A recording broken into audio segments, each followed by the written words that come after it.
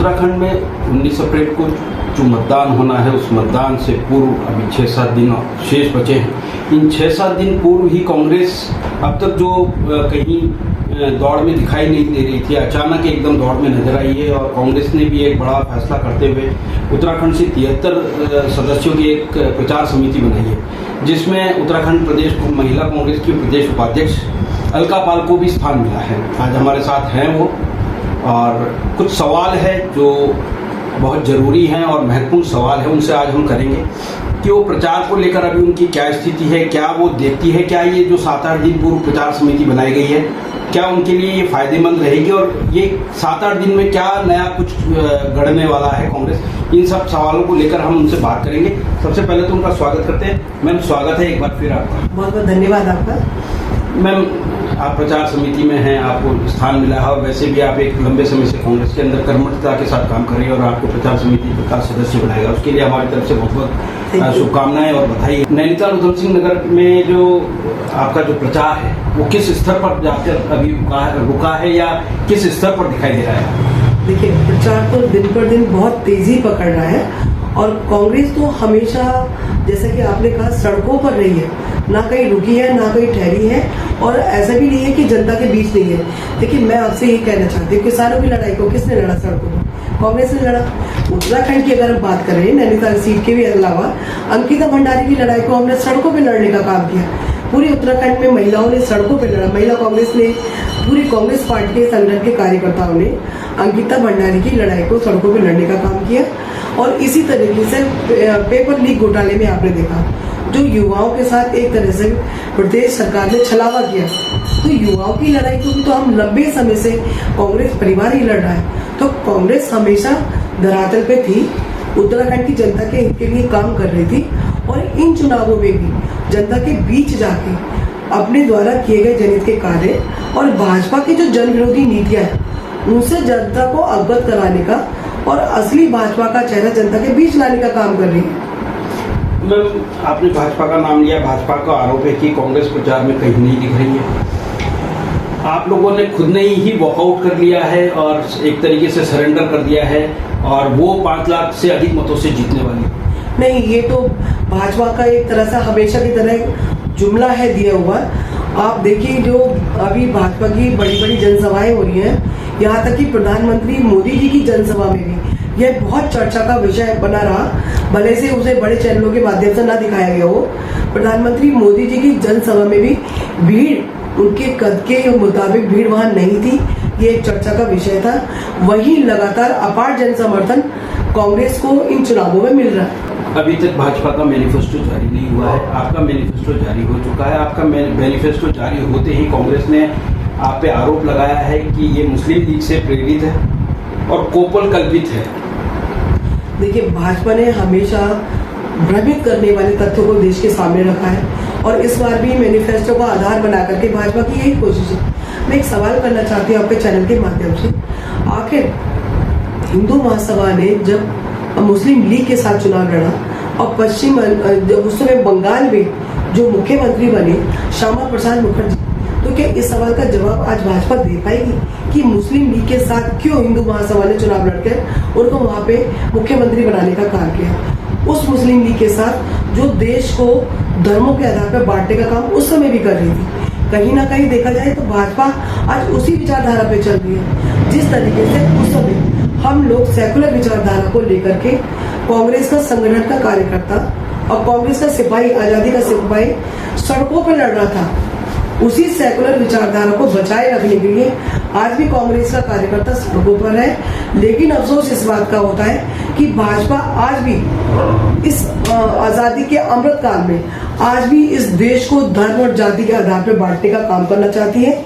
मुस्लिम league को आधार बना करके वो एक बार फिर हिंदुस्तान को गुमराह करने का काम कर रही है, जबकि भली बात ये आप भी जानते हैं, मैं भी जानती हूँ, ये मुस्लिम लीग वो मुस्लिम लीग नहीं है। मैम, भाजपा का कहना है कि लगातार 5 प्रत्याशी के अलावा जितने भी स्टार प्रचारक आ रहे हैं वो एक ही बात कह रहे हैं कि इस बार जो चुनाव है वो जनता ने अपने हाथ। बिल्कुल जनता, क्योंकि देश की जनता भुगत रही है। आप देखिए इस देश में सबसे ज्यादा महिला शोषण की घटना, अगर हिमालयी राज्यों में देखें उत्तराखंड सबसे ऊपर आता। इस देश में बेरोजगारी देखिए एक रिकॉर्ड तौर स्तर पर पेपर परीक्षाएं लीक हुई है। लाखों बच्चा या उसका रोजगार तो छीना ही गया है पेपर लीक करके, उनके भविष्य को भी चौपट करने का काम किया गया। और जब उन्होंने अपने अधिकारों की बात को रखा तो उनपे मुकदमा दर्ज करके लाठियां बरसाई गई। तो इस देश का इस प्रदेश का प्रत्येक जो उत्तराखंड वासी है वही तो इस सारे तथ्यों को आधार बना करके चुनावों को अपने हाथ में लेकर कांग्रेस के पक्ष में मतदान करने जा रहा है, क्योंकि कांग्रेस ने हमेशा जनता की लड़ाई को लड़ा। राहुल गांधी ने बीते 5 सालों में 2 बार भारत जोड़ो यात्रा और दूसरी सामाजिक न्याय यात्रा, इन दोनों यात्राओं का कांग्रेस को कितना फायदा? पहले तो मैं आपको ये स्पष्ट कर दूं कि जो श्री राहुल गांधी जी की जो भारत जोड़ो यात्रा थी पहले वाले चरण और दूसरे चरण की भारत जोड़ो न्याय, दोनों ही न्याय यात्रा राजनीति से प्रेरित नहीं, कहीं न कहीं कांग्रेस के कामों को, कांग्रेस के प्रयासों को मीडिया चैनलों के माध्यम से और विपक्षी पार्टी को दबाने का काम इन 10 सालों में जिस तरीके से किया गया, इस देश के इतिहास में पहले ऐसे कभी सरकारी एजेंसियों का बहाना लेकर के और मीडिया के माध्यम से भाजपा यहाँ पर विपक्ष को समाप्त करना चाहती। अगर पार्लियामेंट के अंदर कोई विपक्ष का नेता बोलता है, श्री राहुल गांधी जी बोलते हैं, उनका माइक बंद कर उनके ऊपर से कैमरे हटा और मीडिया से हमें वो सपोर्ट नहीं मिलता, तो बताइए एक रास्ता बस कि हम अपनी जनता से, देश की जनता से इंटरेक्ट कैसे। इसलिए राहुल गांधी जी को सड़कों पर आकर सबके दुख सुख को जानने के लिए और सभी इशू और मुद्दों पे बात करने के लिए जनता के बीच आके इन यात्रा को शुरू कर। ये यात्रा कोई राजनीति से प्रेरित नहीं थी और इस यात्रा में जितने लाखों करोड़ों लोग शामिल हुए वो सिर्फ वोट बैंक की राजनीति को ध्यान में रखते हुए नहीं की गई। लेकिन इतना जरूर हुआ, जब ये न्याय यात्रा शुरू हुई, भारत जोड़ो यात्रा शुरू हुई, तो कहीं न कहीं जो जनता के दुख दर्द वो खुल के सामने आए। और आपने देखा जब पहली वाली भारत जोड़ो यात्रा, जनता का प्रेम, जनता का विश्वास पहले से ज्यादा कांग्रेस पे बढ़ा, जिसके फलस्वरूप हमारी कर्नाटक में सरकार है। अभी कुछ दिन पहले आपने देखा उस यात्रा का पूरा प्रभाव हमें तेलंगाना के चुनावों में देखने को मिला और तेलंगाना में कांग्रेस की सरकार। अब भारत जोड़ो न्याय यात्रा के माध्यम से मैनिफेस्टो में जिस तरह की हम 25 गारंटी की बात कर रहे हैं, देखिए राहुल गांधी जी किसानों से मिले, युवाओं से मिले, महिलाएं रोती हुई मणिपुर में आपने देखा, पूरे देश ने देखा, विदेशों में भी देखा गया कि जिस तरीके से मणिपुर जल रहा है। लेकिन प्रधानमंत्री मोदी जी ने मणिपुर की मात्र जो एक तरफ तो नारी बंधन की बात करते हैं, नारी शक्ति की तरफ, और जिस तरह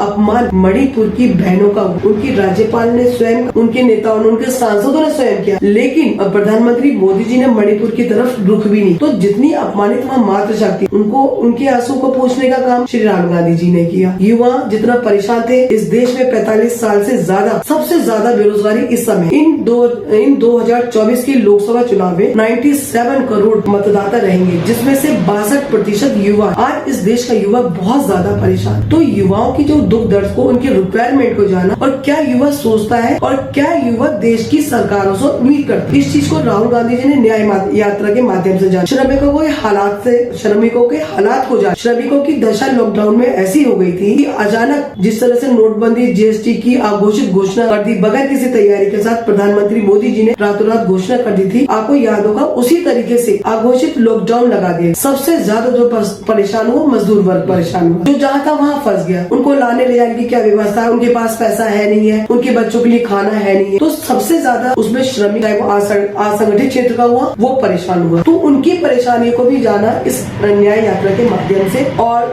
जो किसानों का जो दुख दर्द सुनने का काम किया वो न्याय यात्रा के माध्यम से है। हमारा जो मैनिफेस्टो है और जिसके सारे तथ्य, सारे बिंदु, 25 गारंटी है, वो पूरी इन दोनों यात्राओं का निचोड़ है। क्योंकि इन यात्राओं में, दोनों न्याय यात्रा में पूरी तरह से देश की आवाज आप कह सकते हैं, वो हमने मैनिफेस्टो के माध्यम से देश के सामने लाने का काम किया। और हमने इनको गारंटी का नाम इसलिए दिया है कि जब कांग्रेस की सरकार बनेगी, हमारी इंडिया गठबंधन की सरकार बनेगी, तो इन पूरी गारंटियों को 100% पूरा करने का काम किया जाएगा।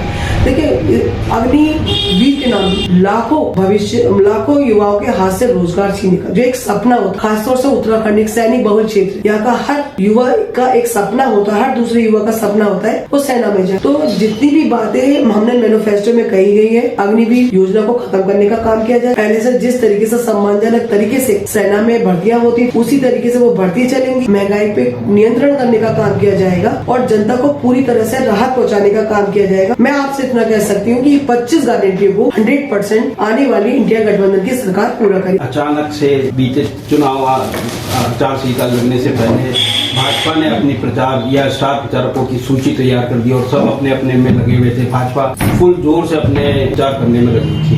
वहीं कांग्रेस पिछड़ती हुई दिख रही थी। अचानक एक दिन 73 सदस्यों की एक कमेटी बनाकर आप लोगों को उसमें शामिल करके प्रचार समिति बना। अब ये जो बीते हुए 7-8 दिन हैं, इन 7-8 दिन में ये प्रचार समिति क्या कुछ कर रही है? कांग्रेस का प्रत्येक कार्यकर्ता अपने आप में स्टार, और बाहर से आप भाजपा के अंदर तो एक तरह से देखा जाए तो इस समय अपने नेताओं को अकाल सा पड़ गया। कहीं तो वो सिनेमा जगत के लोगों को बुला करके टिकट देते हैं, कहीं वो खेल जगत के लोगों को बुला करके टिकट देते हैं, और इस समय तो ऐसा लगता है कि भाजपा मुक्त हो गई है। इस समय आधे से ज्यादा नेता तो वो कांग्रेस से आए हुए दिखाई देते हैं, और किस तरीके से आए हैं, किस वॉशिंग मशीन से धुल के आए, ये सारा देश जान। जिस तरह से सरकारी एजेंसियों का एक तरह से दबाव बना के और कहीं ना कहीं एक दबाव की राजनीति के तहत कांग्रेस को और अन्य विपक्षी दलों के नेताओं को तोड़ करके अपने यहाँ शामिल किया गया। मुझे तो लगता है कुछ समय आने के बाद भाजपा अपने ही नीतियों से और संगठन के रूप में देखे तो अपने ही रूप से विलुप्त होने के लिए जा रही है। तो कांग्रेस का कार्यकर्ता देखिए, राष्ट्रीय पार्टी कांग्रेस हर घड़ी हर मोहल्ले में बड़ा आरोप लगा रही है आप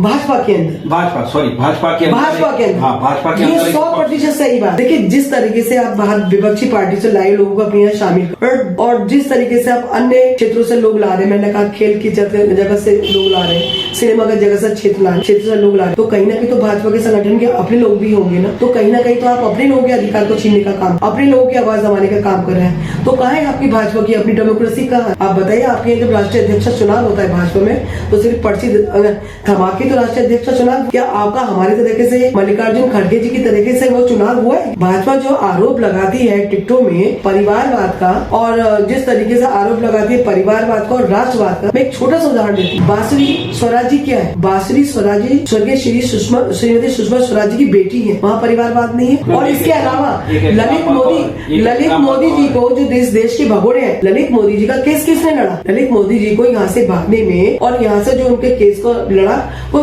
बांसुरी स्वराज जी ने लड़ा। तो क्या राष्ट्रवाद का सारा सवाल के कांग्रेस के जिम्मे ही आएगा? कांग्रेस ने अपने मैनिफेस्टो में 5 गारंटियां दी है, 5 न्याय और 25 गारंटियां दी। ये चुनाव में कितना आपके लिए लाभकारी होगा और इसे कितने वोट में कन्वर्ट? देखिए, हमने हर वर्ग को ध्यान में रखे। मैंने बताया आपको, युवा, श्रमिक, किसान, महिला, सभी को ध्यान में रखे ये सारी गारंटियां बनाई गई हैं और कोई वर्ग इसमें छूटा नहीं, क्योंकि कांग्रेस की तो राजनीति हर दलित, शोषित और समाज के अंतिम व्यक्ति तक और उसको लाभ पहुंचाने और उसके भविष्य को सुधारने की राजनीति और सुधारने की विचारधारा आइडियोलॉजी है। भाजपा की तरह विचारधारा नहीं है कि आप फूट डालो और राज करो। आप धर्म और राजनीति के आधार पर, मंदिर मस्जिद के आधार पर, हिंदू मुस्लिम के आधार पर हम लोग राजनीति करने में विश्वास नहीं रखते। मैं आपको इतना विश्वास दिला सकती हूँ, इस घोषणा पत्र में कोई वर्ग नहीं छूटा है और जो 5 गारंटी हम जनता के बीच लेके जा रहे हैं, हमने जनता से उनकी वर्तमान हालात को देखते हुए विशेष तौर पे इन 10 सालों में जो देश में जनता के हालात हो गए, उनसे एक निचोड़ और उनकी एक आवाज को लेने का काम किया और जो वो उनकी उम्मीदें इंडिया गठबंधन, इंडिया अलायंस से है, उनको पूरा करने का काम हम इन गारंटी के माध्यम से,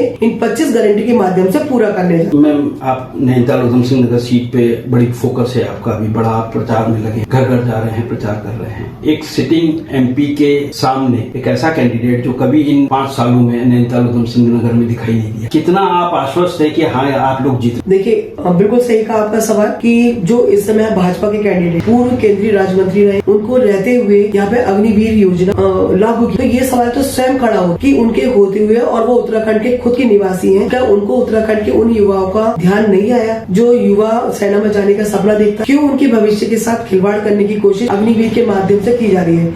ये एक बहुत बड़ी शिकायत उत्तराखंड के युवा में है। और एक तरफ देखें आप प्रकाश जोशी जी को, उस संगठन के बहुत जमीनी स्तर पे काम करने वाले और बहुत पुराने और मजे हुए हमारे नेता है, और वही उन्होंने जो कार्य भाजपा के बड़े बड़े नेता, खासतौर से अजय भट्ट जी, जो सांसद रहकर भी नहीं कर सके और सांसद निधि को 45% से ऊपर नहीं खर्च कर सके। बताइए, सिर्फ कहने से ही नहीं हो जा। जो पैसा आपको जनता के हित के लिए मिला हुआ है, जनता की मूलभूत आवश्यकता को पूरे करने के लिए मिला हुआ है, अगर आप जेब में आए हुए पैसा खर्च नहीं कर सकते तो आपसे उत्तराखंड की जनता क्या उम्मीद कर सकती है? वहीं प्रकाश जोशी जी को देख, उन्होंने अपने क्षेत्र में, क्योंकि उन्होंने वहाँ विधानसभा चुनाव भी लड़ा था, वहाँ पे करोड़ों के काम कर, हालांकि वे चुनाव दुर्भाग्य से उसमें नहीं जीत पाए थे, तो जनता का विश्वास प्रकाश जोशी जी जी के साथ। और जनता ने एक तरफ ये भी देखा है कि अजय भट्ट जी पे दोबारा विश्वास करके उनकी पार्टी ने उन्हें टिकट तो दे दिया, लेकिन उन्होंने उत्तराखंड की जनता के लिए कुछ नहीं किया। और सबसे ज्यादा हास्यास्पद बात आप देखिए कि वो स्वयं प्रोग्रामों में कह रहे कि आप मेरे नाम से नहीं, मोदी जी के नाम पे वोट दे दीजिए, आप मेरी गलती को क्षमा करिए। यानी कि हार वो स्वयं मान चुके हैं कि मैं आपके बीच आया नहीं, मैंने आपके लिए काम कुछ करा नहीं, आप सिर्फ मेरी गलती को माफ करके जो भरी सभाओं में हाथ जोड़ रहे हैं वो सिर्फ मोदी जी का नाम लेकर के चुनाव लड़ना चाहते हैं। क्योंकि अगर इनके पास किए हुए कार्य हो तो आज ये कार्य के नाम पे वोट मांगते। कार्य कुछ है नहीं, मोदी जी की राजनीति धर्म आधारित राजनीति, इसलिए उनके चेहरे को आगे बढ़ाकर सिर्फ वोट मांगने का काम कर रहे हैं। जनता ये बात समझ चुकी है, काठ की हांडी बार बार नहीं चढ़ती।